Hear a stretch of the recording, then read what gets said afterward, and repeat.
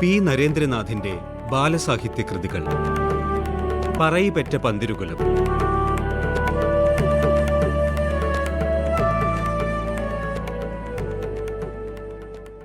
രാത്രിയുടെ നീണ്ട യാമങ്ങളിൽ പാക്കനാർ തന്റെ വിദ്യാഭ്യാസം തുടർന്നു.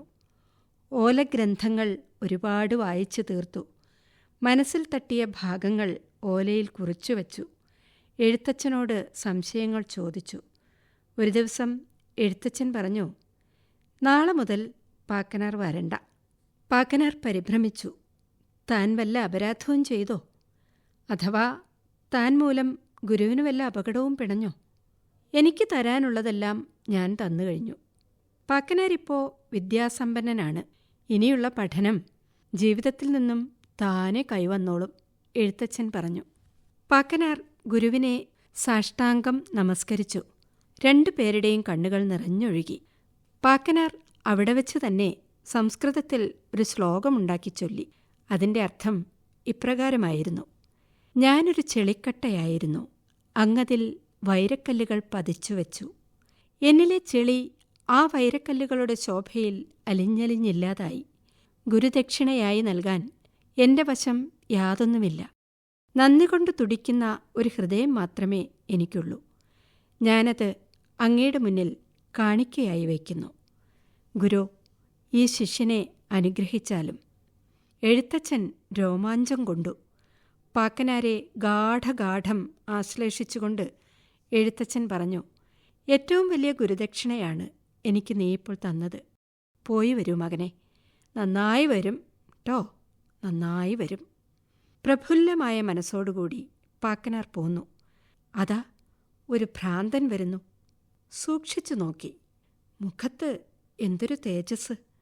ഇതിനു മുൻപ് എവിടെയോ വെച്ച് കണ്ടതുപോലെ ഒരു തോന്നൽ. കണ്ടിട്ടില്ല തീർച്ച, ആദ്യമായി കാണുകയാണെന്നും തീർച്ച. രണ്ടുപേരും അടുത്തെത്തി അഭിമുഖമായി നിന്നു. നാറാണത്ത് ഭ്രാന്തൻ പാക്കനാരെ സൂക്ഷിച്ചു നോക്കി. എന്താ പേര്? എവിടെയാണ് വീട്? നാറാണത്ത് ചോദിച്ചു. പേര് പാക്കനാർ, പുഴയുടെ അക്കരെയാണ് കുടില്. മനസ്സിലായില്ലല്ലോ. ഞാൻ നാറാണത്ത് ഭ്രാന്തൻ. ഇതിനു മുമ്പ് എവിടെയോ വെച്ച് കണ്ടതുപോലെ തോന്നുന്നു. ഞാൻ ഭ്രാന്തനല്ലേ? വല്ലയിടത്തും വെച്ച് കണ്ടിട്ടുണ്ടാവും. ഭ്രാന്തനാണെന്ന് ലവലച്ഛൻ തോന്നുന്നില്ല. എന്തായാലും ഒരു പരീക്ഷണം നടത്തിക്കളയാം, പാക്കനാർ പറഞ്ഞു. പാക്കനാർ ഒരു ചെടിക്കം പൊടിച്ച് രണ്ട് കൈകളിലും വെവ്വേറെ പിടിച്ചു. പിന്നെ അത് ഒറ്റ കൈയിലാക്കി, വലത്തെ കൈയിൽ. രണ്ട് കമ്പുകളും ചുണ്ടോടടുപ്പിച്ചു. പെട്ടെന്നത് ഒന്നായി തീർന്നു. നാറാണത്ത് പുഞ്ചിരിച്ചു. അദ്ദേഹം പറഞ്ഞു, സുഖവും ദുഃഖവും ഒന്നാക്കി മാറ്റണമെന്ന് അല്ലേ? മനസ്സിലായി. മനസ്സുകൊണ്ട് രണ്ടിനെയും ഒന്നുപോലെ കാണണമെന്ന് അല്ലേ? പാക്കനാർ അത്ഭുതത്തോടെ നാറാണത്തിനെ നോക്കി. പി നരേന്ദ്രനാഥിന്റെ ബാലസാഹിത്യ കൃതികൾ. വായിച്ചത് പ്രീതി.